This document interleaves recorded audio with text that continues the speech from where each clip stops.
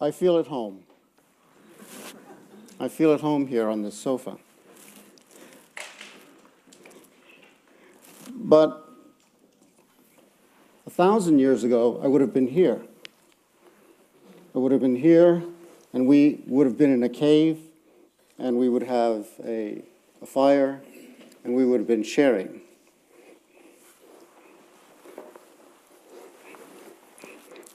A 100 years ago, or to the present, we would be on nice sofas, and also sharing and listening. 100 years from now, or 1,000 years in the future, we're going to be like this. Because we're going to be at home, or wherever we like, in a space that we can get together and do what we need to do. Because at that time, the work and the play will be a complete blur. What I do in this position, and I do it now, and I do it for hours at a time, is go into an alpha state. And what that alpha state is it's a dream state and an awake state. Everyone here does it in the morning, or sometimes in the evening if they're not too tired. We do this. I can do this for 3 hours. Now I've extended it now to 5 hours, sometimes in the day also, in our lab. Because when you're in the alpha state, this half-dreaming, half-awake state, you're able to gather much more profound knowledge than that thinking way. That thinking way is cultural. It's just like the surface now. But this deeper knowledge allows you to gain those 1,000 or 10,000 years in the past, and those 100 to 1,000 to 10,000 years in the future, in all to be here. So, I guess the formality of the talk, right? The formality of the talk.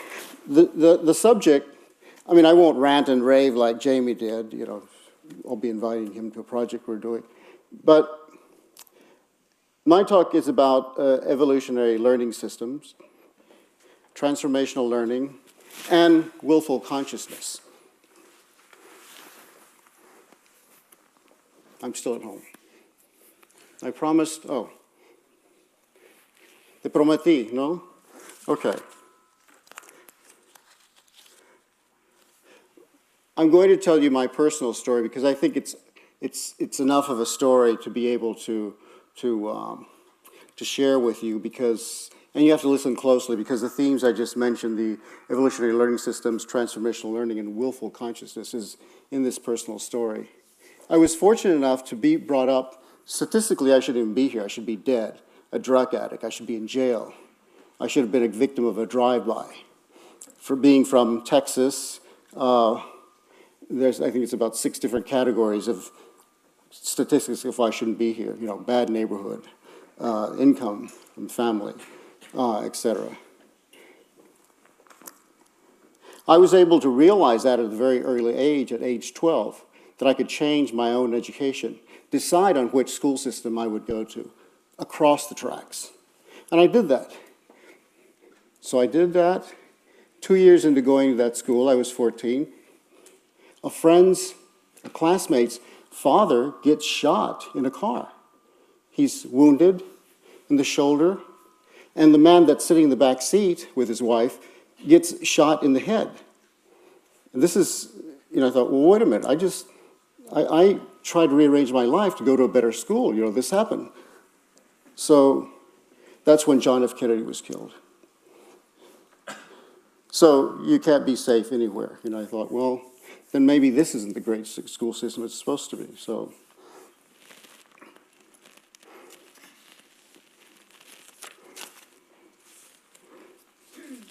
by the time I was 14, I was understanding enough about my parents couldn't provide enough for me, so I had to start generating my own money. I started traveling to other cities, to Monterrey, Mexico, to New Orleans, to San Francisco, to New York, and started painting in the street and making money and coming home and bringing back to the family. very much like my own chaos pilots. So I found myself in New York City in a school, but then I get drafted. I go to Vietnam. I realize in Vietnam, although I'm against the war, I don't want to be there. And all during boot camp, completely against the war, and being beat up for not following orders, et cetera, et cetera. But when I get to Vietnam, I realize that I can really do anything I want, because I say to the powers that be, I'm not supposed to be here, put me in jail or send me back to the U.S., and they insisted that I had to do my work. So I was bought off. And I was made a personal assistant to 2 generals. And with that privilege came my own responsibility and ethics. I looked for the kind of program that I could help in that power position to be able to help others, and found a group, a Black Amnesty program, to be able to be a drug counselor and to get kids off of, or military youth or soldiers off of drugs. And I was nominated for a Silver Star for doing that, saving lives rather than doing other things, bad things in the war. So when I came back to the U.S., I decided that I had already, in Vietnam, I had already designed the program in my head of what kind of university I wanted to go back to get educated. So I decided that I wanted to be traveling around the world, designing my own curriculum, doing my own studies, and to get credit for that. So I found Goddard College. My first study was in Mexico. I went to Cuernavaca to look for Ivan Illich. Most of you may know Deschooling Society. Well, the Mexican intellectuals there told me that he was dead, which he wasn't. It was just a political, academic fight going on, and he had left already.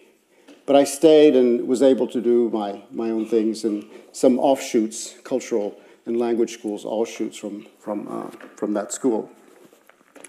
So then I returned to the South End and created a program to get gang kids, to get them trained in video workshops to do their own programming in a cable system, 1,500 families, and to do programming about legal and medical and health and so forth programs, so we could program and they would run the station and put these on the, not on the air, but through the cable.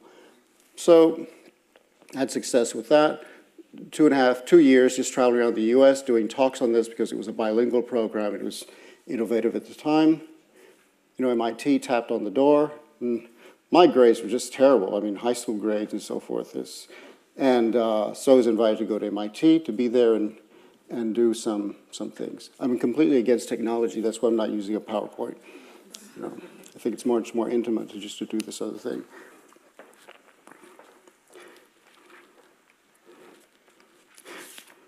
I was fortunate enough to be able to evolve, and in an accelerated environment that I was able to evolve very quickly through most of the media as an artist, as a media artist, as an artist. Well, painting and photography, video making, performance art, installation. And then my first work out of MIT was, I was working for NASA for 11 years and just did the first virtual environments. We had access to the first software, the first virtual worlds that were done in the world.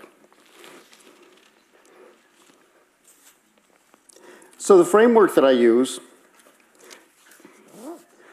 to kind of put things into perspective is understanding that it's all about the one. You know, it's all about you getting centered, understanding, which was really well articulated by your presentation, and just being there, you know, really being fully present as to what your really needs, what your personal needs are, what your needs are to the other, to the significant others in your family, to your culture, to your organization, or to who the community and the society you're working in. And with that comes that next step. It's that one-to-one. You know, what meaningful relationship and aligned values are you creating for the next step? With that, after that one-to-one comes the one-to-many, just as we're doing now. It can be in an instructor mode or a presentation mode, a portfolio presentation mode, etc. So one-to-many, you know, that spark idea to take the others there. And then it's many to many. You know, as you know, the internet, or as in the reception area where we were out there just talking, all that energy, that's many to many. And then it becomes the many to one.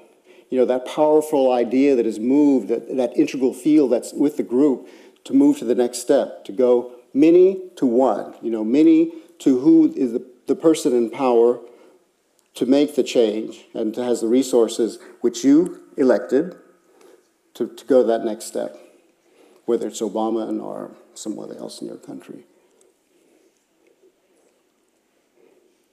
Going back to that one-to-one, I had a senior White House advisor stay with me for a month in my home, brought his wife, and he was with Obama and Clinton. Pelosi, that's her name, the House Speaker at the time, you know, to talk about what's happening in Basque Country. So on a very personal basis, I was able to inform him as to what was happening here and what could happen here. And he was very impressed with what was going on here and the way that the public could move large projects and sustain housing and other programs here. But there's, you know, that has its backlash. And then I took a group from País Vasco to New York City, and they were impressed that grassroots community groups could put up $1 million to $10 million dollar housing and take care of themselves. And these were people without university degrees, you know, could do this in the Lower East Side, Charras and so forth. The other model I use. Joseph Campbell's Mythical story structure. I use that through my workshops in the InnovaLab and so forth. So the mythical story structure is a good, youth love it, or kids love it, because it kind of fits right in and just allows them, creates conditions for them just to move on and do their thing, a nice framework, because they see where they're at. And the mythical story structure is you understand, you know you have to get out of your ordinary world. You make that, you apply to Chaos Pilots. You want to look for another job. You want to get out of the office. You want to change your career. So you know you have to leave. The second phase is that you start to, that call to adventure is you really have to, you kind of hold back. You know, you're just not sure if the rhythm, you know, if I could, you know, well, I'm going to improvise here, you know, just have a regular rhythm, ordinary world, then you hear a different beat. You hear a different beat. But then the third step is that you really need a mentor. You need someone, a woman that is wiser than you, that has traveled, that has experience. And I'm always go for the feminine, the female side of the model, to just show you the way. After that, you start looking for trusted associates. You begin to test people, test allies, you know, see what's going on, align the values to go to the next step. Then you go through the first threshold. You set up the new organization, the new model, the new business, and just go for it. And of course, as always happens, and you see it, of course, that the primer fracaso, the first, just the ordeal, completely demolished the first business. But then you have the reward. You have the reward, and you're very successful. So now you're ready to go back home.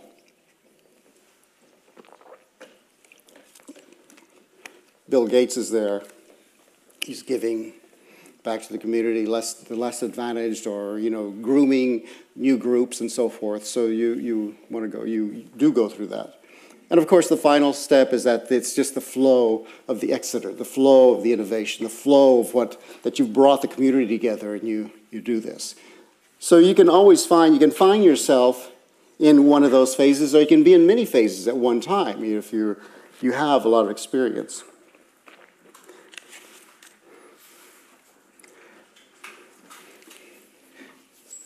I was in,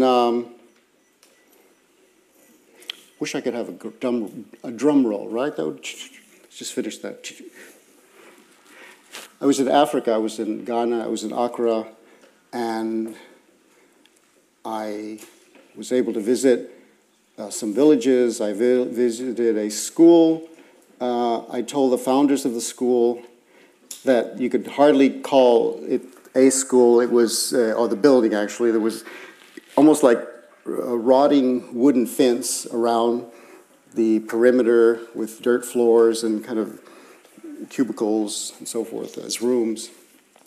I told them, let's tear this down. Let's tear this down and start all over.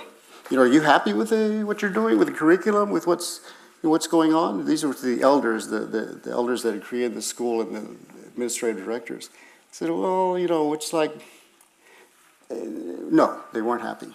And so they were for tearing it down. And the restructuring, remaking, rebooting, as James was calling it, would be to set up an environment where kids, youth, parents that had construction experience, moms, would be creating the school, building the school, learning about architecture, construction techniques, looking about the history of construction, creating the school from the ground up physically, and in the process feeding themselves and creating a community around creating the school. And they thought this is a good idea. And then what about, they asked, well, what about the curriculum? Well, that's just an ongoing process. You know, you have to decide as elders or as the kids, decide, well, what do you need? Oh, well, you know, we'd like to have nice shoes. Learn how to make shoes, workshops, learn how to make clothes, learn how to grow your own food. Things that were really connected with the communities that I was going to. Well, I don't even know how much time I have or who's telling me what I told I was have 5 minutes. This is what I was told. But,